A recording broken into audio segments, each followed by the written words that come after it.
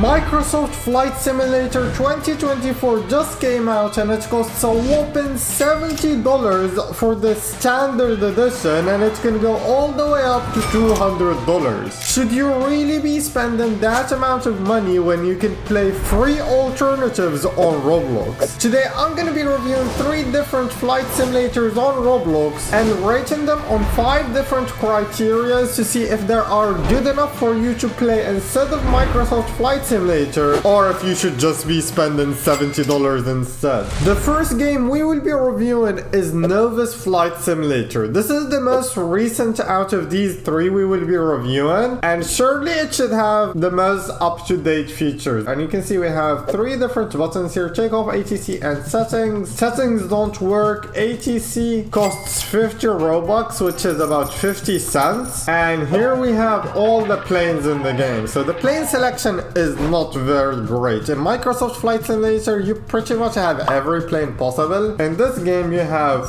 4 Airbuses and a military airplane. The plane models, however, are very clean. They're very shiny. And here we have all the different liveries that are available. We are gonna go with Air Canada. You can see they have the black and red livery. And down here, you can actually customize your plane, which is not a thing in other Roblox plane games, but we're gonna go with, so there's CFM, there is IAE, so we can choose which engine we want, and we can choose either we can have the fences or the sharklets. And let's confirm our selection. So there's 3 different airports in the game right now, and they're all very big airports. We're gonna spawn in the Skiathos International Airport, and here we are inside of the game. You can see the map, not too bad, but not unlike Microsoft Flight Simulator. And let's start our engine by pressing E, and let's start our pushback. So if you don't play Roblox Flight Simulators, the way we control the planes, or at least the way we control planes in most of the games, is actually just mouse. So you can see me steering the plane with the mouse. Of course, there is stuff you can do with the keyboard, like flaps, thrust, and so on. But in terms of steering, you only steer with the mouse. And obviously, I doubt you're gonna be using your Flight Simulator rigs for Roblox games. It's time to go full throttle and take off with this very nice looking plane. Oh crap, I'm steering to the right. Here we go, we're going 19 knots. Oh my god, we're already at the end of the runway. There we go, we have taken off. Let's put the gear up and look at this gear animation. Oh my god. And in terms of the map, it's very big. As you can see, there's an airport all the way over there and the other one all the way over here, but it's not super detailed. In terms of physics though, I would say this game isn't like super realistic. It's about average. It's nothing like super impressive, but it's also not bad. And we're actually approaching the airport very quick, so we need to slow down. Please do not judge this game based off my approach to the airport, because this is actually horrible. Let me land it. This is gonna be a butter landing, watch. Okay, we got our landing lights on. Oh no, oh crap. Slow down, you stupid plane, slow down. There, oh, I just killed all my passengers, but at least we landed, and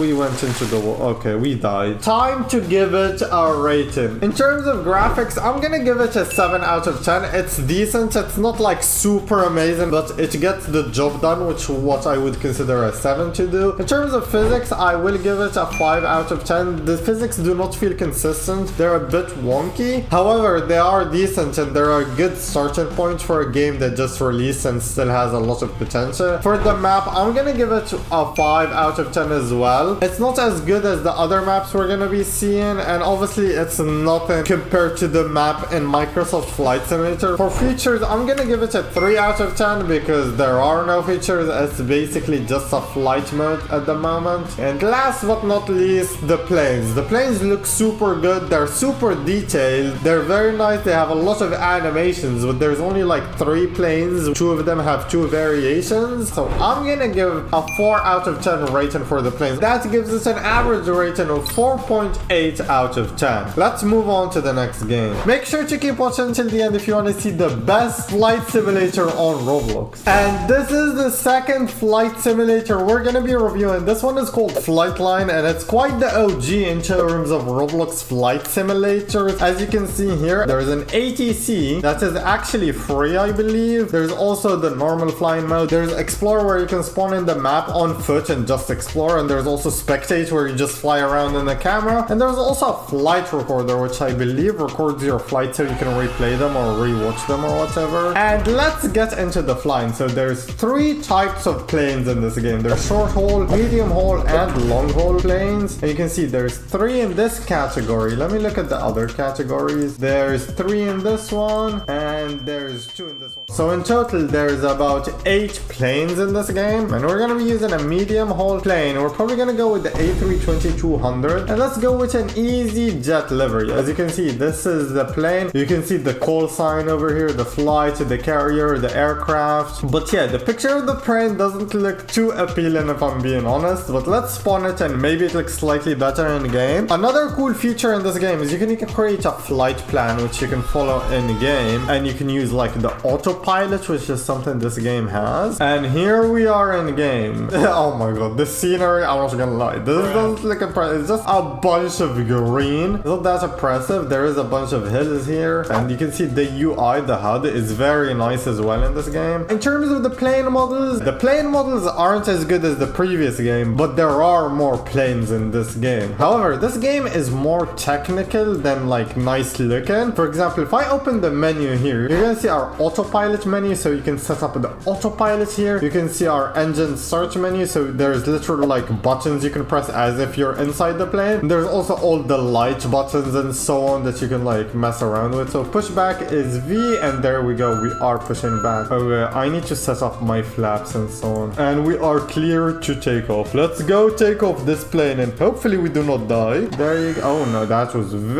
oh my god, that was so aggressive. But there you go, we have taken off. That was very smooth. I'm not gonna lie, the lighting and so on, especially in the daytime, is very nice. Is this a village? There is an animation for the gears. The plane handling, in my opinion, way better, way easier. I don't know if that makes it more realistic, but it is more responsive, and like it does what you tell it to do. It doesn't just do random stuff. Let's open our menu though. I want to see how the autopilot works. We're gonna tell it to do the airspeed to 50. So the game tells you where you should aim your plane if you want to reach your target heading, as well as your target altitude. As you can see there, it's the purple thing. And I'm gonna lower the altitude to like, let's go with like 6,000 altitude, and that should be taking us towards where we want to go. Let me just find an airport so we can land this plane. So I'm gonna go as close to the ground as possible. Something cool I am noticing about this game, besides the day-night cycle, there is actually weather. So there's rain. I don't know if there is wind that impacts your flight, but there is rain and weather. We're coming up on this runway over here. The scenery, oh no, I'm stalling.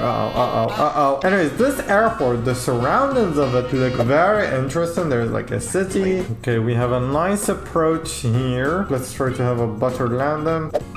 Ooh, that was such a clean landing. Are we in a reverse turn? Oh my god, we overshot the runway. Anyways, that's been Flightline. I think this game is quite nice. In terms of graphics, I'm gonna give this game a decent 7. I'd say it's about not the same as the previous game. It's like better at some aspects. In terms of physics, I'd say it does the job well. It's not amazing, but it's very good, easy to control. So I'd give it a 7 in terms of physics as well. Now coming to the map. This game, I'd say most of the map is legit just green flat land. There is barely any hills. So I'd have to give that a 4 out of 10. In terms of features though, this is where this game shines. It's way better than the previous game. It has autopilot. It has like creating flight plans. There's all sorts of controls and HUD menus and so on. I'd have to honestly give this game in terms of features an 8 out of 10, because it honestly does have some features that the other games do not have. In terms of planes though, there isn't that many planes in this game. There is 8, which is double the previous game, which I gave a 4, but I don't think it deserves an 8 out of 10 in terms of planes, because even the models are not that much better. They're slightly worse. I would give this game a 5 out of 10, which leaves us with an average score of 6.2 out of 10. Coming up to the final game of the video, Project Flight. This is the only paid game in the video, and it costs 50 Robux, which which I believe is around 50 cents in real money if you want to buy it. So it still pales in comparison to Microsoft Flight Simulator $70 price point. However, we're going to be seeing if it's worth that 50 cents or not. We do have ATC if you want to be in ATC. However, that does cost money. There's two modes, free flight and career flight. However, career flight is not out yet. This game is still in pre-alpha early access testing. There is a lot of microtransactions in this game. And by that I mean there's just like a bunch of planes you would need to pay money to buy. For example, this fighter jet. However, you can see how many planes this game has. There's about 21 planes in total in this game, which is like double the previous game and like 5 times the first game. These planes are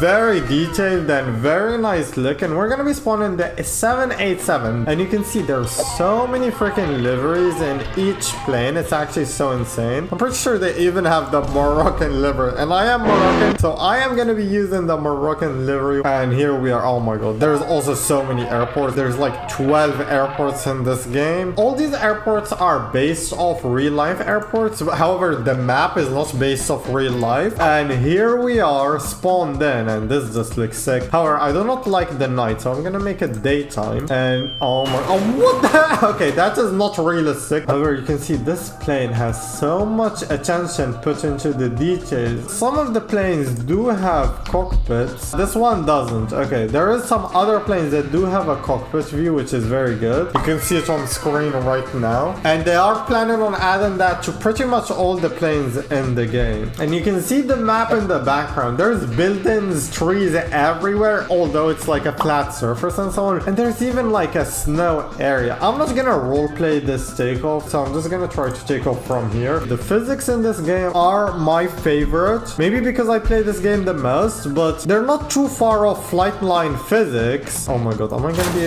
okay? I made a mistake. Can I somehow make it out of this? Oh, there you go. Somehow I managed to take off from there. Also, there is gear animations, as you can see. Hopefully none of my gears fall out. We're currently going to the snow airport because I want to show you how that stuff looks. And the map is not even that small. You can see the map is super big. There's so many different airports. This game also has autopilot. I forgot to show you that, which basically when you press here, it just sets what your current like altitude, heading, and speed is. So I'm gonna keep the same heading. I'm gonna increase the altitude to 2000, and the speed, I'm gonna slow down a lot. I'm gonna put it to like 300. And yeah, once you press set, and as you can see, the plane is doing all the flying, and we can finally see the island where we want to land. Autopilot, go faster. I'm fighting the autopilot. The runway is here, so we need to like fix our approach. This game tells you if you butter your landing or not, like the first game. So let's see if we can actually do a butter landing.